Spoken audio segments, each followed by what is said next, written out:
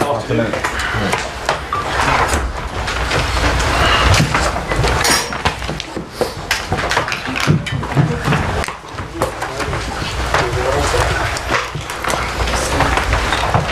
Okay, good afternoon. We're going to start in the usual process. There's two sections today. And Kante from Sky Sports News will get us underway.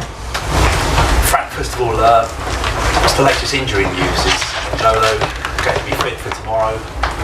No, Jolo's not fit. So, had a small groin issue in the warm-up to the first international game for France. We didn't get him back till after the second game. And he's not fit for Saturday. What about the other players like Kante, Barkley, Christensen? Yeah, Kovacic had a knock on his thigh, but has trained the last couple of days, so he's in contention. Ross is fine. Andreas Christensen has got a hamstring injury, which will see him out probably for the next 2 weeks. Remind me who you want to know about. I've got a lot of players in my head. Rudiger is training outside with the physios, which is a progression for him. Had a tough injury with some stop-startness to it, which has been unfortunate for everybody. But he's outside. It's positive. A bit of work to be done for him for match fitness, but really positive for us that he's back outside. Newcastle have been quite inconsistent this season. What kind of performance are you expecting from them? Obviously, you must have seen them beat Manchester United. Do you think they can recreate that kind of performance at Stamford Bridge? Of course, they'll attempt to do that. I saw them at Tottenham earlier in the season put in a similar show of resilience and organisation and counter-attacking football. So whether they do exactly that, who knows? Obviously, that's their prerogative, but they've got templates for getting results against teams in that way. So I'll only see them at their best in terms of how we prepare. What can they do to make it very difficult for us? What can they do to hurt us in the game? And as we know, the Premier League, every game has huge challenges, and I expect nothing else from Newcastle. What have you made of the emergence of the two Longstaff brothers in midfield? Great story. Two lads, the passion of their interview post Manchester United was great to see. But I don't want to talk like I'm talking above them, because they're actually good footballers, you know, who've got a real passion for their club. So I know that their fans will obviously appreciate that, and they'll be tough competitors for us tomorrow, because they're good players. They put their foot in and they care about their club, and from afar I think it's both of them huge credit, and their breakthrough into the team there.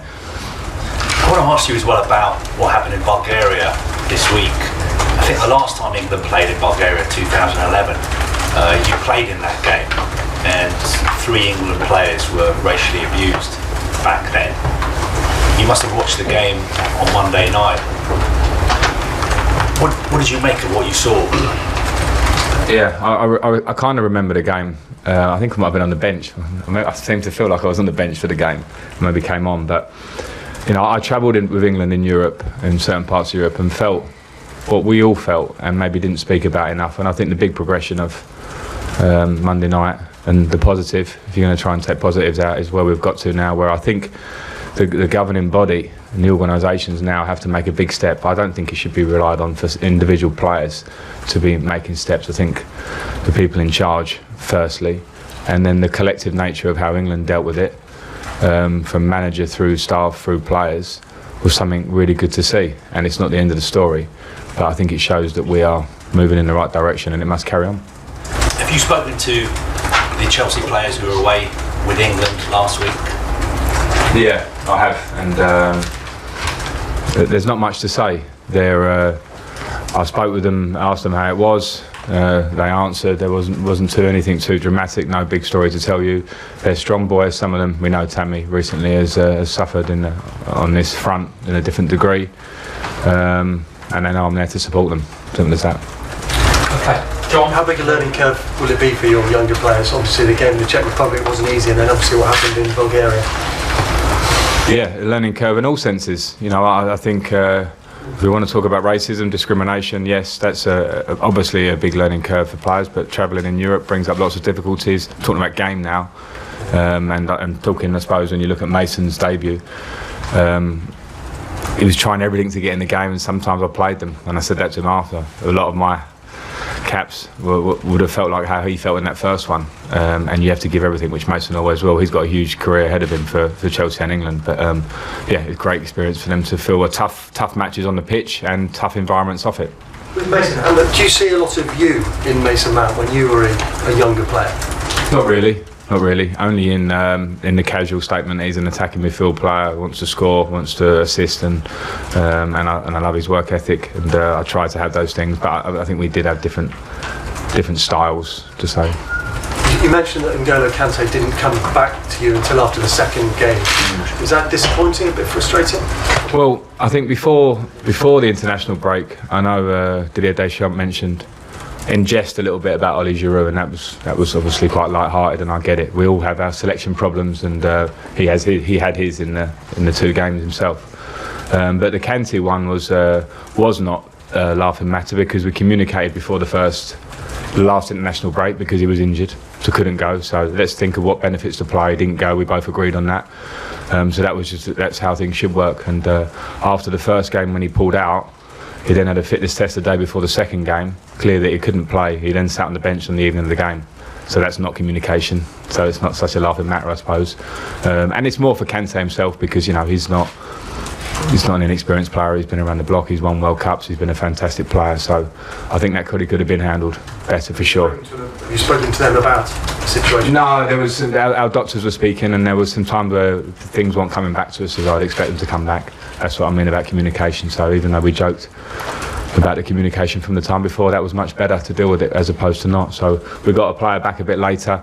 I understand when players are on international duty, they're their player as such, but it was quite clear he wasn't fit to play. So from our point of view, we would have wanted him back to welcome him. It's been and gone, and as with every international player, I would always try and have open lines of communication with the manager for both our sakes. For Kante, for instance, the first squad, nobody would have benefited from him going, me, him or France. We have to think about the long term and the care of the player as well. So that sometimes I get is a bit of a grey area. And on the international break, did it come at a bad time for you? Because you really had momentum, didn't you? You won 4 games on the trot. Well, hopefully not. But I know what you mean. We were playing well, and we have to make sure we don't have short memories and think that everything will be fine now and we'll get straight back into that. We have to remember why we were playing well. We worked hard. We improved aspects of our game. We were getting good results. We must get straight back to that. So we need to prove that idea slightly wrong, that it'll break us, and try and carry on where we left off. Hi Frank, my name is Darawan. What's your opinion about the game? Are you favorite to win? What's your advice for the players? Well, I mean, it would be easy from the outside. I don't like to talk about favourites personally, but from the outside, people would look at us and make us favourites at home. It would be a casual mistake for us to make, to think that that's the end of the story. We know that Newcastle are determined, they're organised, they have got results already this season against teams that are pushing at the higher end of the league. So I think we need to make sure we control what we can control, which is how quickly we move the ball. Can we create chances enough to score goals, which we have been doing in all our games, and also make sure we're switched on to the dangers that they give us. But I expect us to be strong and physical and at our best and sharp, and if we do that, we'll have a great chance. Okay, last one, Alison. Frank, how has the international break been for you personally as a Chelsea manager? First time you've had an international break. Have you managed to have a bit of time off, or have you been busier than ever?